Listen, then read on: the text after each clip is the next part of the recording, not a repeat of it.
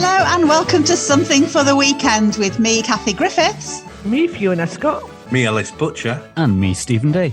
So we're all recording from home this week, and we've actually got Martin in the background who's twiddling all the buttons and doing his very best to make us sound fabulous. So, good luck with that, Martin. Yeah, good job, Martin. and equally good luck with everyone sort of understanding the change in all the lockdown restrictions, because as from today, that's Friday, March 12th, there are some changes. And one of the best ones for me is that I can actually meet up outside with a few friends to do my swimming. So I no longer have to just buddy up with one person and social distance. So I'm really excited about that. It'll just be nice to have a little bit of social stuff, safe social stuff going on. So that's going to be good for me. Anyone else looking forward to doing something that they possibly couldn't do before? You're all going to be dumbfounded because you're not going to have a clue, are you, about what the about what the changes are? I think my understanding is that the rules are that up to 4 adults from 2 households will be able to meet locally in any outdoor space, including in private gardens, as well as exercise, from Friday, 12th of March. Okay, and here's a test for you. There are 2 reasons why you would legally be able to go into someone else's house. What are they? You get a gold star if you get them right. Do we have to be that detailed for the 2 reasons? Just come on, think about it. 2 reasons why you would be allowed into someone's house, but you're not allowed to loiter in there. To get to the garden. To get to the back garden, Mm-hmm. And the other one? Cross your legs, or don't cross your legs in this case. Come on, Fee, you must know this. They go for a pee. Absolutely. Well, there you are, everybody. We've made it all very clear for you what you can do and what you can't do this weekend. Can I ask though, what is the most important thing still to do?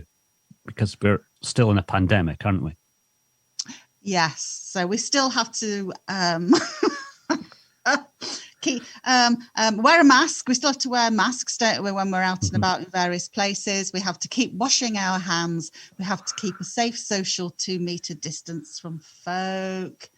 And if we think we're coming down with something, don't go out. Don't even try and attempt to do your last shop. How does that sound? Is it still applying that when you go to somewhere and you think it's too busy, you should use your common sense and say, I'll maybe not bother? Personally, that's exactly what I would do. I'm sort of a little bit worried about, I was thinking about this, sort of a little bit worried about going back into those kind of situations. Even when they eventually say you're okay to go and do things, it's going to be really interesting how people actually feel about going into those situations again. Mm-hmm. Yeah. Please don't tell me I'm the only one. No, I feel that way. I feel exactly the same. It makes you stop and think and question a lot of things, whether that's going into supermarket and it's too busy, or arriving at a beach or something and thinking maybe I shouldn't stay, maybe there's enough folk here. And I'm sure I've said this before, but I won't be putting my masks away in a suitcase anywhere. I think I'll be tempted to keep on using them for the foreseeable future. Mm-hmm. Yeah, let's take it nice and slow, I reckon. Yeah, I went for the first time ever during the pandemic. I walked out to the supermarket, got all the way to the supermarket, and at the doors realised I'd forgotten my mask. And I was like, oh my God. So I then had to turn around. I thought maybe the supermarket has got some, because I know that some supermarkets have got masks available at the door. But I thought, I don't want to sort of then go in and start asking for a mask to try and get the staff attention. Anyway, later on, I told one of the assistants, and she said, just stand outside. If you forget your mask, just stand outside and try and attract our attention. We'll let you have a mask, because we do have them at the entrance. To be fair to Tesco, there is usually somebody standing at the door. Yeah. And they're there. That's what they're there for. They're there to help you out. So just ask. Tesco bouncers. It's like going to the nightclub. It's the best thing. The best next thing. I was going to say, Just ask, but please ask nicely, because some of these people in the doors have been getting a bit of a hard time. So yeah, just remember they're there doing a job and just trying to do what they're told. So be nice, everybody. Absolutely. So we want to avoid drama at the doors. But talking of drama, I think you have something for us, Fee. I do. And despite the obvious challenges, drama is alive and well in the region.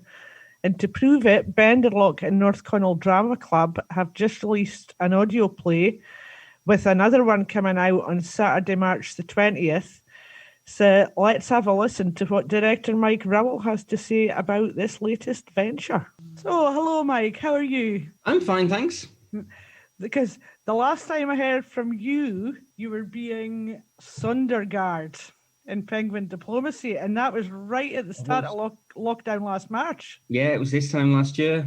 Yeah, we just done it in Campbelltown at the end of February, and then we were getting ready to put it on in Oban, and then it all went a bit wrong. So, and we're hoping to. Because of the way that the competition, the SCDA, the Scottish Community Drama Association competitions work, essentially we've missed a couple of rounds and we've got through to the Scottish final. So that Penguin play will be in the Scottish final in September. Oh wow, so that's exciting. So there goes another little exclusive for you. Definitely. And well, I got in touch with you this week because of your exciting new project that you've got going. There's Brass and Glass. Yes, well, this was, it's an idea I've been trying to sort of work on through lockdown, is to try and keep the amateur drama sector ticking over. And I thought the only way we could do that is by doing plays, just through audio. So this was a really good play to start with. It was written by a member of the club, and it's one we did on stage. It was a while ago. It was around about 8-10 years ago, something like that. So it's something we have performed in festivals, but we adapted it for the radio. It was cut down from about sort of 35 minutes down to 15 minutes. We got rid of a few characters to make it simpler. And yeah, so we adapted it for the radio, got the cast together, recorded it all remotely, and then and put it all together, and it seems to work. So that's good. Yeah, I listened to it last night and I thought it was absolutely fantastic. In fact, it took me back to my early days when we used to listen to plays on the radio a lot. And it's something I don't know why you've kind of grown out of, or there's other means of, getting entertainment now that you don't listen to the radio as much. But it was great just listening to a play on the radio. So, we're hoping to do more of them. So this was the first one. Yeah, so we're looking at other plays. The problem is sort of one of licensing, is trying to get proper professional plays or published plays. You need sort of licenses to do this sort of thing. But the beauty of Brass and Glass was because it was written by someone in the club, we don't have any of those issues. And it also meant we could put it out free. So that's something that we have to look at in future. So can you give us just a little hint of what There's Brass and Glass is all about?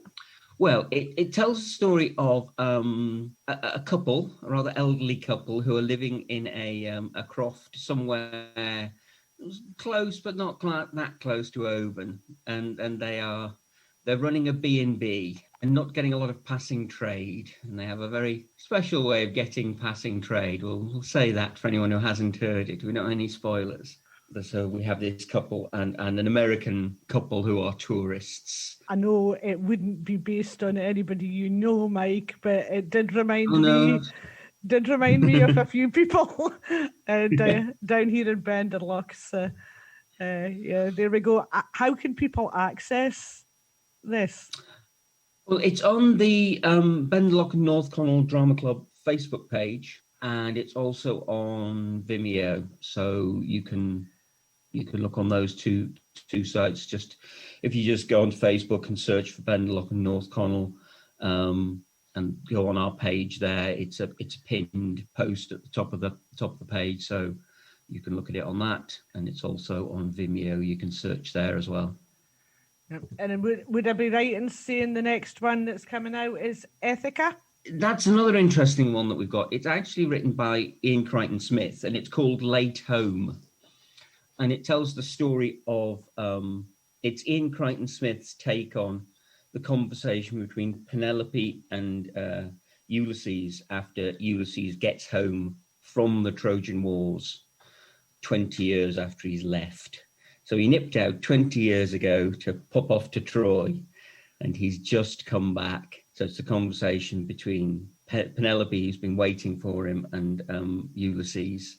Good grief! That's quite interesting. That's again, we've got that local connection of Ian Crichton Smith, which is quite exciting. And another exciting part of this project is you're looking for people to take part. That's right. I mean, I think there's two things that we're hoping to get out of this project. One is just to try and get people interested in doing a bit of acting, because compared to putting on a stage show, it's a fairly low commitment. You don't have to spend hours and hours learning lines.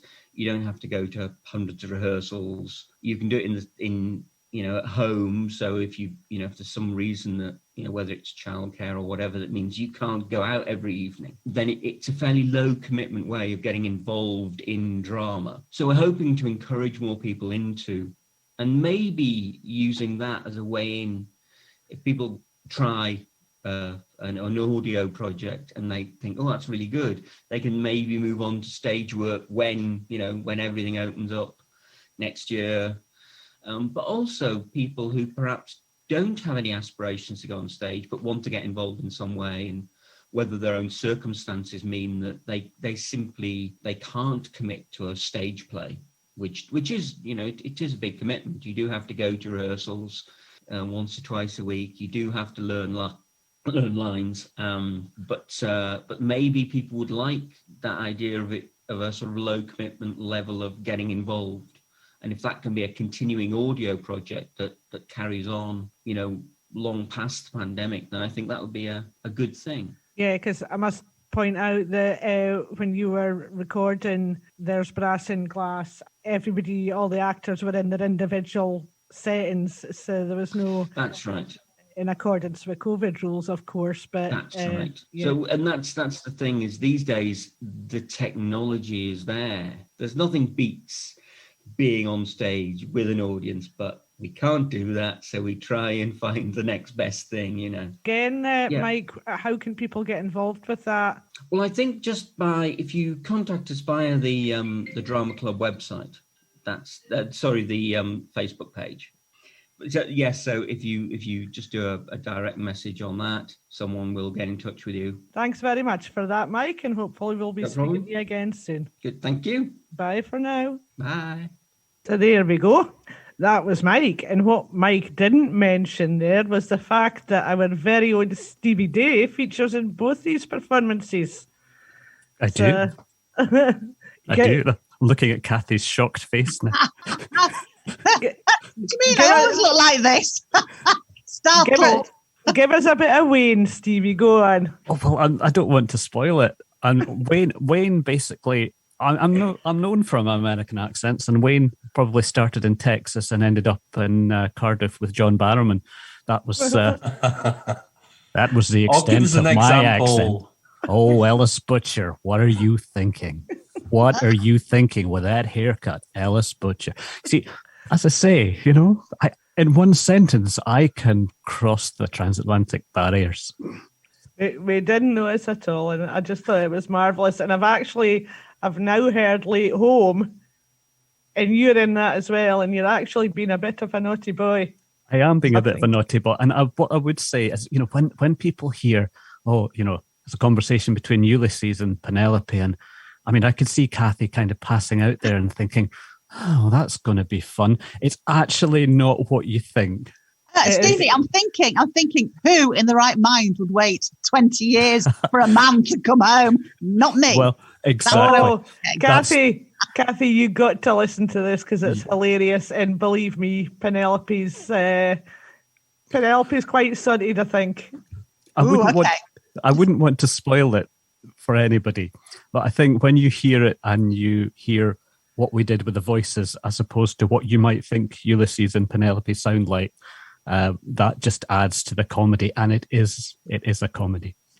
I've got to say, well done to, I think it was Mike as well, because the effects and the sound are spot on. In fact, I jumped a couple of times because I use my earphones all the time, and when you get the stereo sound in it, it's like, oh. I mean, I think he has done a fantastic job, given that he hasn't done specifically this before, and with the ramifications of us all being in different places and different devices and trying to tie it all together. And he did it in super speed time as well.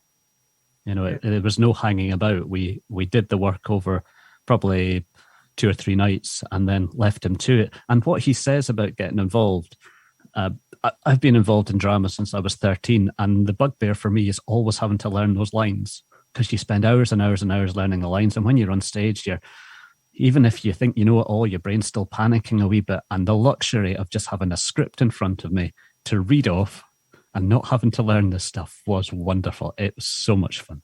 Of course, not that we do that on something for the weekend, of course. What, a script? Hang on, let me read. Oh, yes. Coming up next, Fiona, you have music for us. Take it away.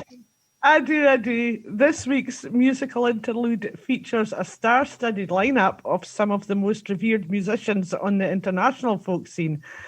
They've teamed up to release a charity video and single in aid of Doddy Weir's MND charity. It's a great charity. And it's led by Scottish supergroup Blazing Fiddles. The tune is called Doddy's Dream and features an array of special guests, including Grammy Award-winning violinist Nicola Benedetti, Irish accordion legend Sharon Shannon, and American dobro master Jerry Douglas. Also contributing to the track are you ready for this? We're ready. I need a deep breath. So, revered songstress Julie Follis, highly acclaimed composer and fiddle player Duncan Chisholm, fiddle and accordion duo Ali Bain and Phil Cunningham, music composer Donald Shaw, BBC Take the Floor presenter and member of Manran Gary Innes. Gary stays just down the road in Connel. Megan Harrison, Ewan Robertson, James Lindsay, Scary Vore's Martin Gillespie and Scott Wood, BBC Radio Scotland Young Trad winner Ali Levac, piper and whistle player Russ Ainsley, fiddle and cello duo Alistair Fraser and Natalie Haas, Ian Sandilands on percussion, harp and fiddle duo Ian McFarlane and Ingrid Henderson, Douglas Montgomery and Brian Cromarty on fiddle and citern, multi-award winning concertinist Mohsen Amini, member of Treacherous Orchestra and Session A9 Adam Sutherland, and Scots fiddle maestro Paul Anderson. Phew! Bingo! Full house! And I wasn't scripting that at all. Let's have a listen.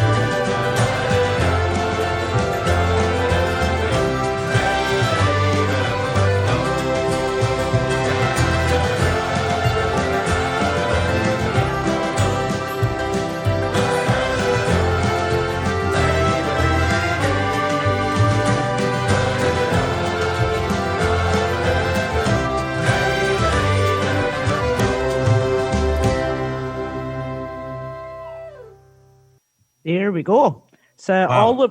all the proceeds of that will be going to Dodgy's charity, which raises awareness and helps fellow sufferers of motor neurons disease, as well as funding much needed research into the illness. And Dodgy's heard that and he thinks it's absolutely wonderful, as do we. So I loved that. Do you know, it really reminded me of Oban's lovely Brian MacDonald, who sadly he lost his life to MND. And it just really summed up for me. I've got a bit of a tear in my eye, but it summed up the kind of guy he was, because there was, despite everything that was going on, there was still always that hope and that cheeriness and the gorgeous, gorgeous big smile that he always had on his face.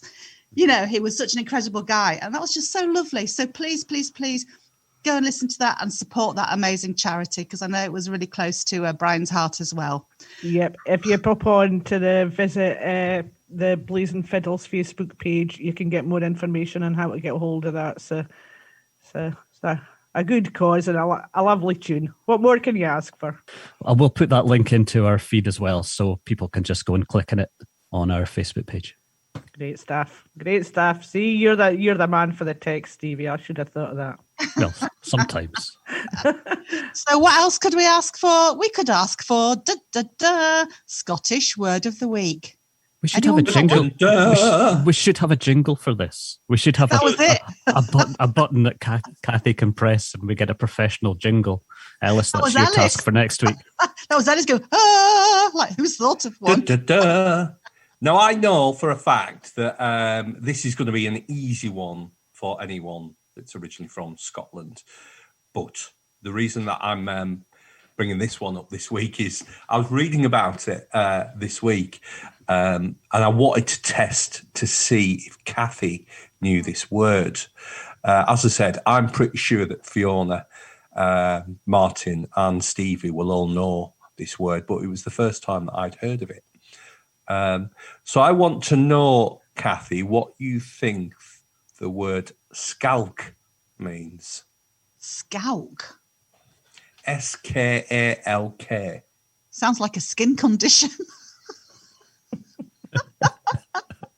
Scalk. Is it scalk? Is someone like skulking around, like when Yorkshire was someone skulking around, sneaking around? What if is I it a said, sneaky person? I'm going to help you. I'm going to give you a bit of a clue. Okay. What if I said you might have a wee scalk in the morning? Oh, you might. Does that help? A little snooze? If you get a bit tired? No. I'm going to let either Fiona or Stevie explain what the definition of this is, because I'm sure they both know. Well, I know. I'm going to put my hands up. I do not know this one. Well, I'm going to be a know-all and say I don't know this one either.